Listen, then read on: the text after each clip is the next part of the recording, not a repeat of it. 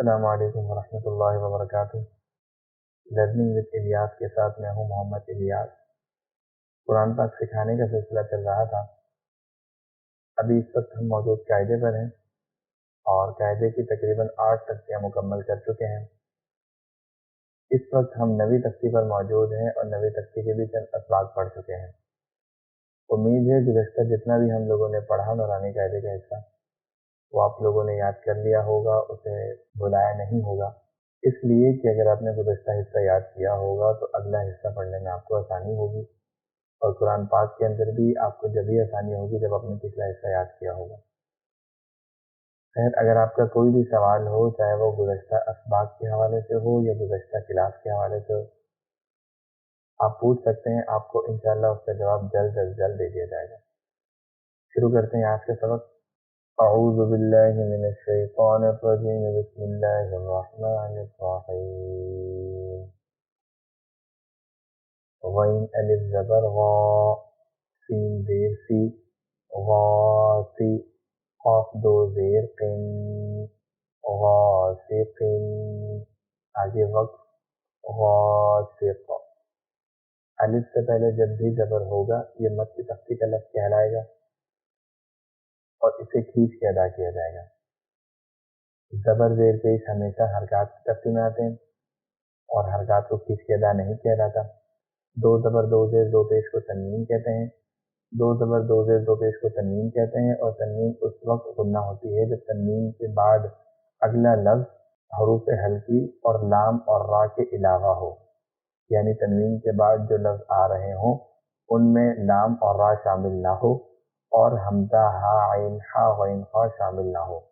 یہ 8 حروف نہ ہوں اس صورت میں تنوین غنہ ہوگی، اور اگر تنوین کے بعد ان 8 حروفوں میں سے کوئی بھی لفظ آئے گا تو تنوین غنہ نہیں ہوگی۔ اس کے علاوہ حروف قلقلہ 5 ہیں، قا، قاف، با، جیم، دال۔ یہ قلقلہ اس صورت میں ہوتے ہیں جب ان پر جزم آ جائے، جب ان پر ساکن آ جائے، یہ ساکن ہو جائے یا ان پر جزم آ جائے، اس صورت میں یہ لفظ قلقلہ ہوتے ہیں۔ یہ 5 لفظ قلقلہ کہتے ہیں حرکت کو، جنبش کو، یعنی لفظ کو ادا کرتے وقت اس میں حرکت پیدا ہونا، جنبش ہونا اس میں۔ کس طرح سے ادا کیا جائے گا؟ غاسقن، آگے وقف غاسق، نون الف زبر نا، صاد زیر سی، ناصی، را دو زیر رن، ناصرن، آگے وقف ناصر۔ الف سے پہلے زبر مد کی تختی کا لفظ کہلائے گا، اسے کھینچ کے ادا کیا جائے گا۔ زبر زیر پیش حرکات میں آتا ہے، اسے کبھی بھی کھینچ کے ادا نہیں کرتے۔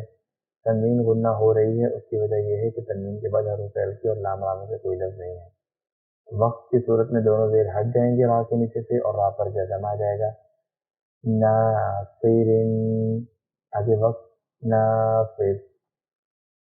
را جب موٹی ہوتی ہے جب اس پر زبر ہو اور پیش ہو، جب را کے نیچے زیر ہوگی تو را موٹی نہیں پڑی جائے گی۔ واو الف زبر وا، لام زیر لی، والی، دال دو زیر دن، والدن، آگے وقت والد۔ الف سے پہلے زبر ہے، مد کی تختی کا لفظ کہلائے گا اور مد کو کھینچ کے ادا کیا جاتا ہے۔ زبر زیر پیش لام کے نیچے زیر ہے، زبر زیر پیش کو کبھی بھی کھینچ کے ادا نہیں کیا جاتا، تنوین غنہ نہیں ہوگی۔ اس کی وجہ یہ ہے کہ تنوین کے بعد حروف ہلکی میں سے حمزہ آ رہا ہے، اس وجہ سے تنوین غنہ نہیں ہوگی۔ وقت کی صورت میں دال کے نیچے سے دونوں زیر ہٹ جائیں گے اور دال پر جزم آ جائے گا، اور دال جو ہے وہ حروف قلقلہ میں سے ہے اور جزم آنے کی وجہ سے دال کو قلقلہ کر کے پڑھیں گے، مثلا والدن، والدن، آگے وقت والد۔ حمزہ زبر آ، عین لو پیش او، اعو، دال پیش زو، اعوذ، آگے وقت اعوذ۔ واو ساکن سے پہلے لفظ سے پیش ہوگا تو یہ مد کی تختی کا لفظ کہلائے گا اور اسے کھینچ کے ادا کیا جائے گا۔ دال پر پیش ہے، زبر زیر پیش کو کھینچ کے ادا نہیں کیا جاتا، اسی طرح سے حمزہ پر بھی زبر ہے، اسی طرح سے حمزہ پر بھی زبر ہے، زبر زیر پیش کو کھینچ کے ادا نہیں کیا جاتا۔ دال پر پیش ہے، وقت کی صورت میں پیش ہٹ جائے گا اور یہاں پر جزم آ جائے گا۔ ایک اور قانون یہاں پر پیدا ہو رہا ہے کہ نوی تختی کی ہدایت میں ہم نے پڑھا تھا، حروف مدہ یا حروف لین کے بعد اگر وقت سکون کی وجہ سے پیدا ہو تو اسے مد وقتی اور مد عارضی کہیں گے اور اسے کھینچ کے ادا کیا جائے گا۔ مثلا اعوذ، آگے وقت اعوذ، یعنی زال پر جو جزم آئے گا وقت کی صورت میں وہ وقت کرنے کے بعد آئے گا، وقت کرنے سے پہلے ہم اسے اعوذ ہی پڑھیں گے۔ تو چونکہ یہ وقف کرنے کی وجہ سے یہاں پر جزم آ رہا ہے، یہاں سکون پیدا ہو رہا ہے، اسی وجہ سے اسے مد وقتی اور مد عارضی کہیں گے۔ وقت کی صورت میں بہت ساری جگہوں پر سکون پیدا ہو جاتا ہے، لفظ کے آخر میں جزم آ جاتا ہے تو وہاں سکون پیدا ہو گیا، لیکن اس کا بالکل یہ مطلب نہیں ہے کہ اب اسے مد وقتی اور مد عارضی کہیں گے۔ مد وقتی اور مد عارضی اس صورت میں کہا جائے گا جب حروف مدہ یا حروف لین کے بعد سکون پیدا ہو وقت کی وجہ سے۔ یہاں پر حروف مدہ موجود ہے، واو ساکن سے پہلے لفظ پر پیش ہے، یہ حروف مدہ ہے، اس کے بعد دال پر جب پیش ہے اور وقت کی صورت میں پیش ہٹ جائے گا اور جزم آ جائے گا، اس وجہ سے مد وقتی اور مد عارضی پیدا ہو رہا ہے، کیونکہ حروف مدہ کے بعد سکون پیدا ہو رہا ہے وقت کی حالت میں، اور اسے کھینچ کے ادا کیا جائے گا۔ حمزہ زبر آ، کاف یا زیر کی، اکی، دال پیش دو، اکیدو، آگے وقت اکید۔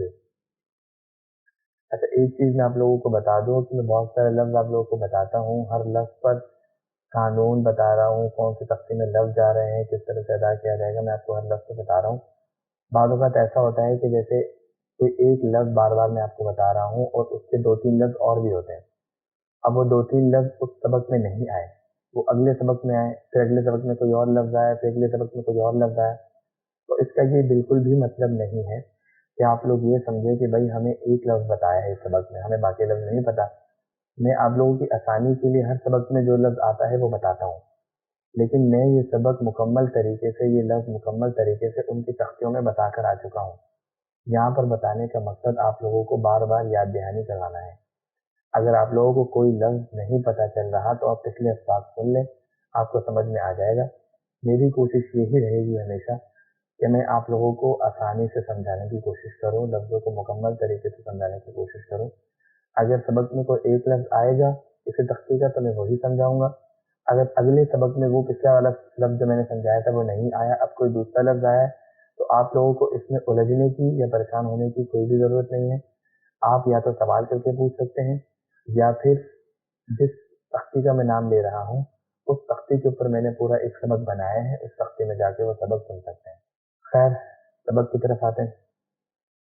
اکیدو، آگے وقت اکید، یا ساکن سے پہلے لفظ کے نیچے زیر، مد کی تختی کا لفظ کہلائے گا۔